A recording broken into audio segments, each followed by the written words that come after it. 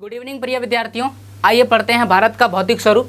भारत के भौतिक स्वरूप में हमने बहुत सारी चीज़ें सीख चुके थे, जैसे हिमालय पर्वत श्रृंखला के विषय में पढ़े थे और हमने जस्ट पढ़ा था कि हिमालय के गिरिपाद में, हिमालय के तुरंत दक्षिणी भाग में उत्तरी मैदान है।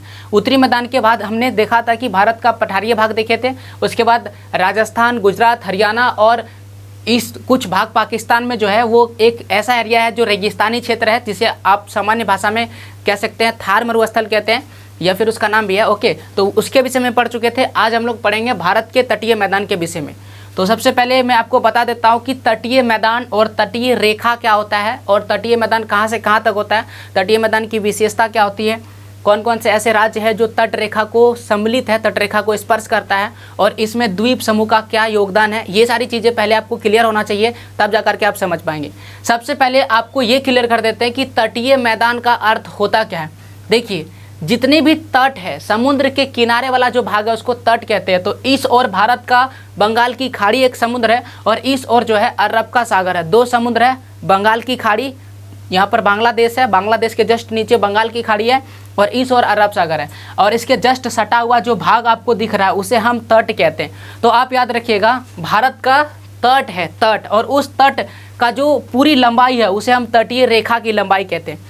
तो भारत का जो मुख्य भाग है, ओके ना, इसे मुख्य भाग कहते हैं। भारत का ये जो भाग है इसे मुख्य भाग कहते हैं। तो भारत के मुख्य भाग के तटीय रेखा की लंबाई, यानी कि यहाँ पर भी समुद्र है, पश्चिम बंगाल से नीचे आइएगा, आपको यहाँ पर मिलेगा उड़ीसा, अभी इसको ओडिशा कहते हैं, उड़ीसा, उसके बाद आंध्र प्रदेश मिलेगा, उसके बाद तमिलनाडु मिलेगा, उसके बाद केरल मिलेगा, कर्नाटका, महाराष्ट्र, गुजरात, और महाराष्ट्र और कर्नाटका के बीच में भारत का सबसे छोटा राज्य है जिसे हम गोवा कहते हैं। तो इस तरह से ये सारे राज्य जो है भारत में समुद्र को टच करता है, समुद्र को स्पर्श करता है, और इसे हम तटीय क्षेत्र कहते हैं। और इसकी कुल लंबाई 6100 किलोमीटर है। 6100 किलोमीटर मतलब 6100 किलोमीटर। अगर आपसे पूछेगा भारत के मुख्य भाग के तटीय रेखा की लंबाई, तो 6100 किलोमीटर। लेकिन भारत के पास द्वीप समूह है, दो द्वीप समूह है, एक बंगाल की खाड़ी में अंडमान निकोबार द्वीप समूह है और एक लक्षद्वीप है अरब सागर में। तो इस तरह से दो द्वीप समूह है और उस द्वीप समूह के भी आसपास तटीय रेखा मौजूद है। तो अगर उन सब के तटीय रेखा को सम्मिलित कर लिया जाए तो टोटल मिलाकर के 7516.6 किलोमीटर इसकी लंबाई हो जाती है। तो हमने देख लिया तटीय रेखा क्या होता है और मुख्य भाग की तटीय रेखा की लंबाई कितनी है, और द्वीप समूह के जो तटीय रेखा है उसको अगर हम मिला दें तो इसकी कुल टोटल जो तटीय रेखा की लंबाई है वो कितनी हो जाती है। अगर आप हमसे पूछेगा कि सर सबसे बड़ा तटीय रेखा वाला राज्य कौन सा है, तो वो गुजरात है। गुजरात का जो तटीय रेखा की लंबाई है वो सबसे अधिक है। अब तटीय रेखा के बाद हम लोग आगे बढ़ते हैं और समझते हैं तटीय मैदान। तो देखिए, ये जो तट रेखा है और इसके इस ओर जो है वो पठार का पहाड़ी क्षेत्र है जिसे हम घाट कहते हैं। तो ये जो दिशा आपको दिख रहा है ये पूर्व दिशा है, इस ओर का दिशा पूर्व दिशा है। बंगाल की खाड़ी के तरफ जो दिशा है उसे हम पूर्व दिशा कहते हैं, और अरब के सागर की जो दिशा है उसे हम पश्चिम दिशा कहते हैं।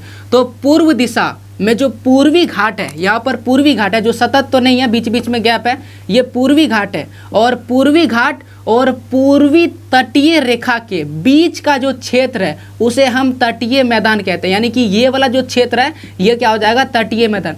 चूंकि ये पूर्व में है इसीलिए हम इसे पूर्वी तटीय मैदान कहते हैं। तो इस प्रकार से इस ओर अगर आप आइएगा, बंगाल की खाड़ी के अपोजिट साइड में अरब सागर में आइएगा, तो यहाँ पर भी इसकी परिभाषा वही होगी कि जो तटीय रेखा है, और यहाँ पर जो आपको दिख रहा है क्या है, यहाँ पर पश्चिमी घाट है और पश्चिमी घाट सतत है। घाट का मतलब है ये एक पर्वत श्रृंखला है जिसे हम लोग प्रायद्वीपीय पठार का जब अध्ययन कर रहे थे तो उस समय हम लोग पढ़े थे। तो यहाँ पर आपको क्या दिख रहा है, यहाँ पर भी एक घाट है जिसे पश्चिमी घाट कहते हैं। तो तटीय मैदान और पश्चिमी घाट के बीच का जो क्षेत्र है उसे हम क्या कहेंगे, पश्चिमी तटीय मैदान कहते हैं। तो इस तरह से दो तटीय मैदान है, एक को हम बोलते हैं पूर्वी तटीय मैदान और दूसरा जो है पश्चिमी तटीय मैदान। अगर आपसे पूछा जाएगा कि भारत का तटीय मैदान का विस्तार कहाँ से कहाँ तक है, तो आप बोलिएगा गुजरात से लेकर के केरला, जो आपको कन्याकुमारी लास्ट होता है, और कन्याकुमारी से ये किस ओर है, अरब सागर में। और अरब सागर से अगर आप इस ओर बढ़िएगा बंगाल की खाड़ी के तरफ, तो इस ओर तटीय रेखा में कहाँ पर, कन्याकुमारी से लेकर के पश्चिम बंगाल का तक का जो क्षेत्र है वो किस में आता है, तटीय रेखा के क्षेत्र में आता है, जिसमें से पूर्वी तटीय मैदान पश्चिम बंगाल से लेकर के कन्याकुमारी तक फैला हुआ है और पूर्वी तटीय मैदान है। ओके, और ये जो पश्चिमी तटीय मैदान है ये गुजरात से लेकर के कन्याकुमारी तक फैला हुआ है। यहाँ पर गुजरात राज्य है और यहाँ पर केरल में सबसे दक्षिणी बिंदु या फिर भारत का सबसे दक्षिणी बिंदु कन्याकुमारी है, वहाँ तक ये फैला हुआ है। तो हमने देख लिया कि जो पश्चिमी तटीय मैदान है और पूर्वी तटीय मैदान क्या होता है, तटीय मैदान क्या होता है और तटीय रेखा क्या होता है। अब हम लोग आगे बढ़ते हैं और इस चीज़ के विषय में और विस्तार से समझते हैं कि कोंकण क्या होता है, उत्तरी सरकार क्या होता है, कोरोमंडल तट क्या है और जो अलग अलग राज्य है उसमें तटीय मैदान का क्या क्या नाम रखा जाता है। अब आइए समझते हैं कि पश्चिमी तट और पूर्वी तट क्या होता है। देखिए, ये हमारा हम लोग समझ चुके हैं कि समुद्र के किनारे का जो भाग है उसी किनारे के भाग को हम क्या बोलते हैं, तटीय मैदान कहते हैं। तो यहाँ पर जो पश्चिमी तटीय मैदान हम इसे कर देते हैं तटीय मैदान, पश्चिमी तटीय मैदान, और ये क्या हो जाएगा, पूर्वी तटीय मैदान। तो दो तटीय मैदान है। तो हम ये समझ चुके हैं कि जो भाग पूर्व की ओर है हम उसे पूर्वी तटीय मैदान कहते हैं और जो भाग पश्चिम की ओर है हम उसे पश्चिमी तटीय मैदान कहते हैं। अब एक चीज़ आप इसके साथ याद रखिएगा, जो पश्चिमी तटीय मैदान है ये वाला पश्चिमी तटीय मैदान है, यहाँ पर समुद्र है, इसकी बात कर रहे हैं, ये जो एरिया है। ओके ना, यहाँ पर हम बार बार अगर हाथ लाएंगे तो ये मिट जाएगा ना, इसलिए हम आपको बताने के लिए कर रहे हैं। यहाँ इस एरिया में ये क्या है, ये है पश्चिमी तटीय मैदान। पश्चिमी तटीय मैदान अरब सागर की तरफ है और जो पूर्वी तटीय मैदान है वो बंगाल की खाड़ी की तरफ है। यानी कि यहाँ पर जो समुद्र है उसका नाम है बंगाल की खाड़ी और यहाँ पर जो समुद्र है उसका नाम है अरब सागर। तो आपसे पूछेगा कि पश्चिमी तटीय मैदान जो है वो किस ओर है, तो आप बोलिएगा अरब सागर की तरफ है। और अगर आपसे पूछेगा पूर्वी तटीय मैदान किस ओर है, तो आप बोलिएगा बंगाल की खाड़ी की तरफ है। तो हमने समझ लिया पूर्वी तटीय मैदान और पश्चिमी तटीय मैदान। देखिए, ये जो पश्चिमी तटीय मैदान है ये संकीर्ण भाग है। संकीर्ण का मतलब होता है पतला, सकरा है, मतलब इसका भाग ज़्यादा चौड़ा नहीं है। जबकि ये जो पूर्वी तटीय मैदान है ये समतल भी है और थोड़ा चौड़ा है। आप देख भी सकते हैं ये थोड़ा सकरा दिख रहा है और ये क्या दिख रहा है, चौड़ा दिख रहा है। एक और चीज़ आप याद रखिएगा, इसके भी सबसे पहले हम लोग इसकी बात करते हैं पश्चिमी तटीय मैदान। अभी आप ये सारी चीज़ें भूल जाइए, आप सिर्फ इस तरफ की बातें याद रखिएगा। चलिए समझते हैं। सबसे पहले पश्चिमी तटीय मैदान, तो आप क्या बोलिएगा कि अरब सागर का जो तटीय रेखा है और यहाँ पर जो पश्चिमी घाट है उन दोनों के बीच का जो तटीय मैदान है हम उसे पश्चिमी तटीय मैदान कहेंगे। ओके, इस पश्चिमी तटीय मैदान में इसे हम अलग अलग भागों में बांट सकते हैं। यहाँ पर महाराष्ट्र है और उसके जस्ट नीचे जो राज्य है उसका नाम कर्नाटक राज्य है, जिसे कर्नाटका भी कहते हैं। तो ये महाराष्ट्र और कर्नाटक के बीच में यहाँ पर एक छोटा सा राज्य है जिसका नाम है गोवा। तो महाराष्ट्र में जो तटीय मैदान है और जो गोवा में तटीय मैदान है उन दोनों को मिला दीजिएगा तो उसका नाम क्या रखा जाता है, कोंकण का तटीय मैदान रखा जाता है।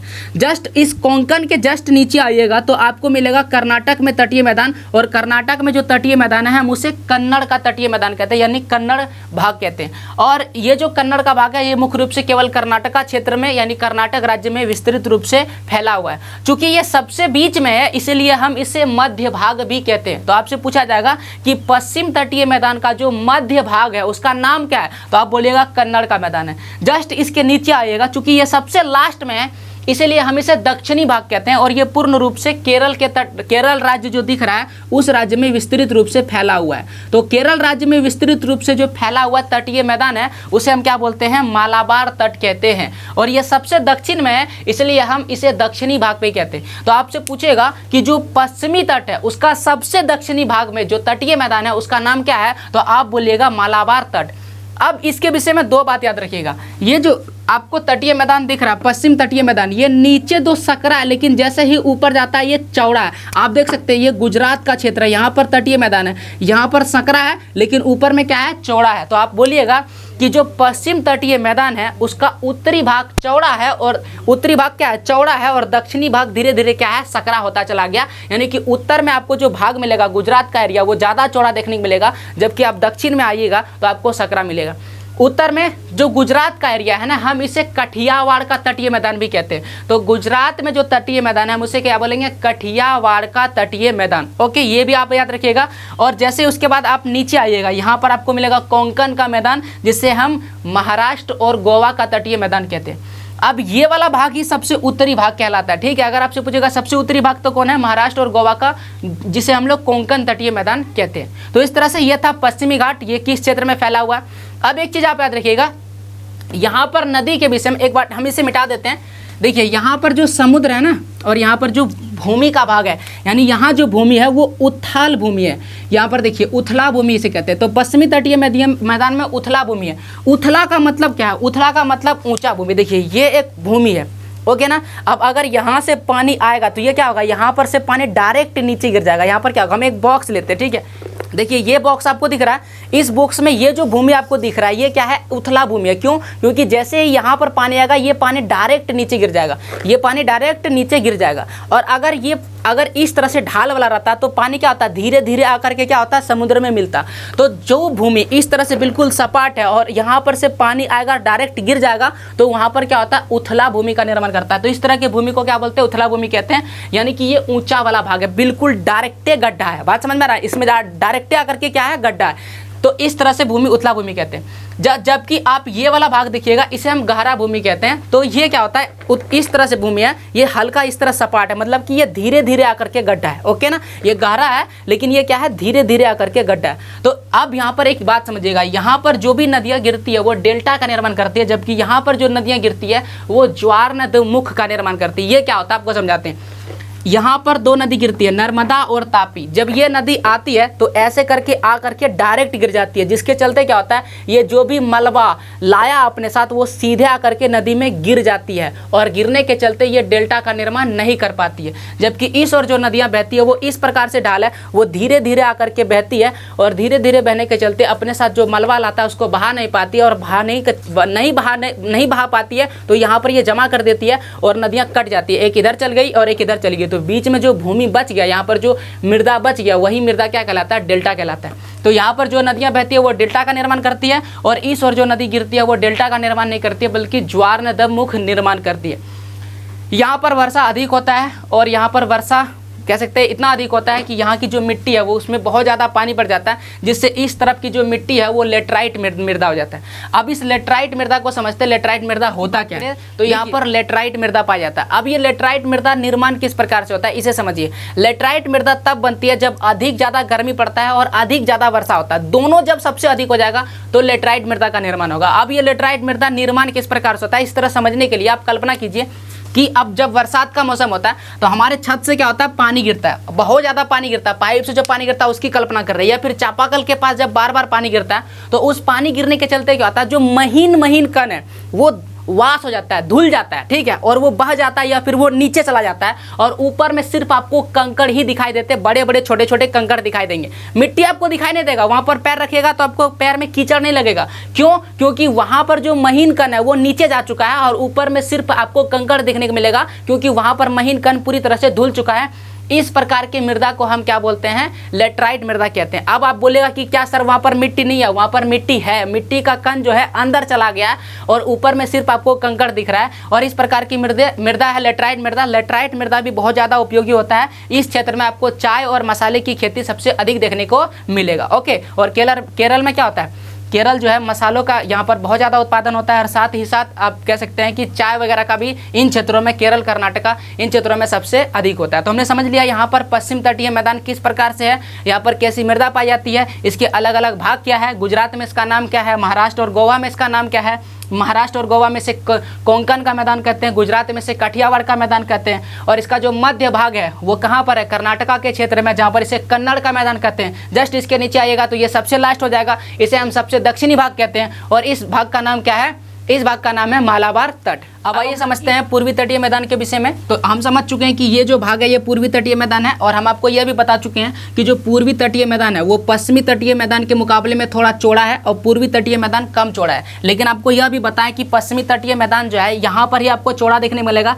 लेकिन जैसे ही आप गुजरात के क्षेत्र में जाएंगे तो यहाँ पर नीचे कम चौड़ा देखने को मिलेगा, लेकिन ऊपर में अधिक चौड़ा देखने को मिलेगा। जो कम चौड़ा भाग है उसे हम संकीर्ण भाग कहते हैं भौगोलिक भाषा में, और ऊपर जैसे ही आता है तो ये क्या हो जाता है, अधिक चौड़ा हो जाता है। तो ये भी आप याद रखिएगा, ओके।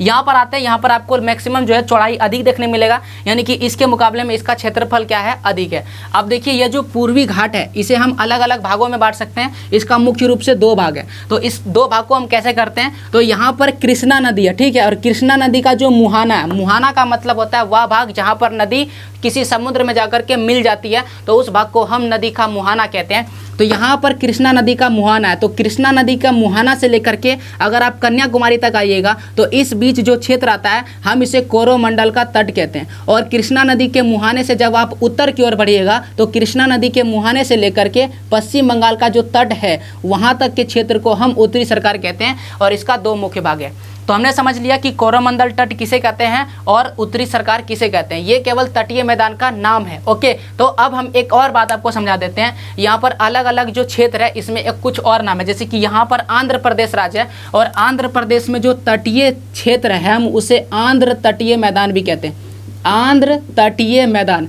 और साथ ही साथ इसे हम गोलकुंड तटीय मैदान कहते हैं। दो नाम हम आपको बता रहे हैं। आंध्र प्रदेश ये कोरोमंडल तट में ही आता है, लेकिन चूंकि ये आंध्र प्रदेश राज्य में है इसलिए इसका और नाम है। तो आंध्र प्रदेश में जो क्षेत्र है उसे हम आंध्र तटीय मैदान कहते हैं और दूसरा इसी का एक और नाम है गोलकुंड तटीय मैदान। तो हमने समझ लिया कि आंध्र प्रदेश में जो तटीय मैदान है उसका क्या नाम है। जस्ट उत्तरी सरकार के ऊपर आप भागिएगा तो यहाँ पर आपको पश्चिम बंगाल मिलेगा और पश्चिम बंगाल में जो तटीय मैदान है उसे हम कहते हैं बांग तटीय मैदान, बांग तटीय मैदान। तो हमने समझ लिया, लेकिन ये तो आपको कह सकते हैं अतिरिक्त जानकारी के लिए बनाया। लेकिन अगर आपसे सवाल पूछेगा कि जो पूर्वी तटीय मैदान है इसके उत्तरी भाग को क्या कहते हैं, उत्तरी भाग को उत्तरी सरकार कहते हैं। और अगर आपसे पूछेगा दक्षिणी भाग को क्या कहते हैं तो दक्षिणी भाग को कोरोमंडल तट कहते हैं। लेकिन आप बोलेगा कि सर सबसे उत्तर में तो बंगाल वाला है, बोलेंगे बंगाल वो स्थानीय नाम पर रखा गया है इसलिए उसको काउंटिंग नहीं करेंगे। जिस प्रकार से यहाँ पर जो गुजरात है उसका काठियावाड़ तटीय मैदान स्थानीय क्षेत्र गुजरात का जो क्षेत्र पड़ता है वहाँ पर स्थानीय भाषा में उसको कहते हैं, इसलिए वो आपको नहीं बोलना है बल्कि जो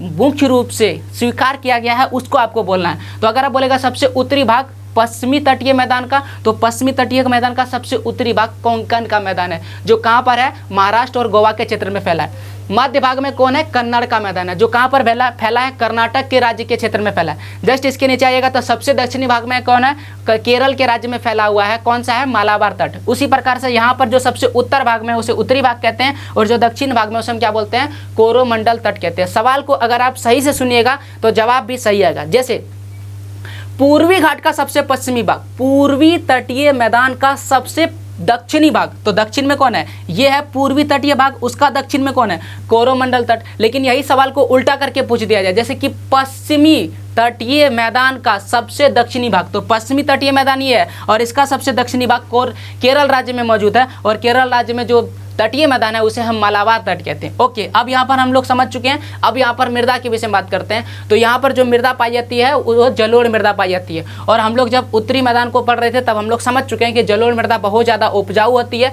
जलोढ़ मृदा का निर्माण किस प्रकार से होता है, वैसे अगर आप बोलिएगा कि इस और जलोढ़ मृदा का निर्माण किस प्रकार होता है तो इस और प्रायद्वीपीय भारत द्वारा, जो प्रायद्वीपीय भारत में बहने वाली विभिन्न प्रकार की नदियां जैसे महानदी, कावेरी, कृष्णा और अन्य इसकी सहायक नदियों द्वारा लाए गए अवसाद से इसका निर्माण होता है। लेकिन ये उतना ज़्यादा अवसाद नहीं ला पाती, याद रखिएगा। ओके, तो यहाँ पर ये नदियाँ जब बहती है तो ये डेल्टा का निर्माण करती है और ये क्या किसका निर्माण करती है, ज्वारनदमुख कहते हैं उसको, ठीक है। तो ये डेल्टा का निर्माण करती है, इसलिए ये जो क्षेत्र आपको निर्मित दिख रहा है ये मुख्य रूप से एक जलोढ़ मिट्टी वाला क्षेत्र है। अब हम बात करते हैं वर्षा के विषय में। तो हमको पता है कि वर्षा जो है भारत में मानसून के प्रारंभ से ही वर्षा आ जाती है और मानसून के प्रारंभ जून से शुरू होती है। तो जून से यहाँ पर वर्षा आती है और इस प्रकार से ये जाती है और इस प्रकार से ये लौट जाती है, नहीं क्या।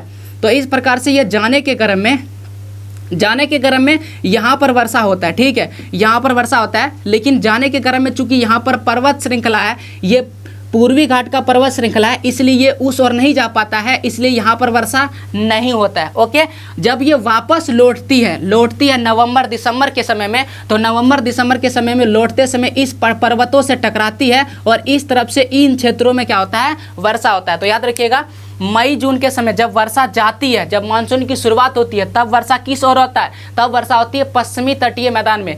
जबकि मानसून जब वापस आती है नवंबर दिसंबर के समय में, तब वर्षा कहाँ पर होती है, तब वर्षा होती है पूर्वी घाट में। इसीलिए आप बार बार सुनते हैं कि ठंडा के दिन में नवंबर दिसंबर के महीने में आंध्र प्रदेश और यहाँ पर जो क्षेत्र है तमिलनाडु वगैरह, इन क्षेत्रों में बाढ़ आ जाता है। इसका मेन कारण यही है कि जब मानसून लौटती है तब यहाँ पर क्या होता है, वर्षा होता है। तो इस तरह से हमने पढ़ लिया पश्चिमी तटीय मैदान और पूर्वी तटीय मैदान और इनकी विभिन्न विशेषताओं के विषय में। अब तो इस तरह से हमने देख लिया कि भारत के तटीय मैदान किसे कहते हैं और इसके कितने भाग हैं। ओके, अगर आपका कोई सवाल है तो जरूर कमेंट कीजिएगा। और यहाँ पर ही ये वीडियो समाप्त होता है। मिलते हैं आपसे अगले वीडियो में, तब तक के लिए जय हिंद, जय भारत, वंदे मातरम।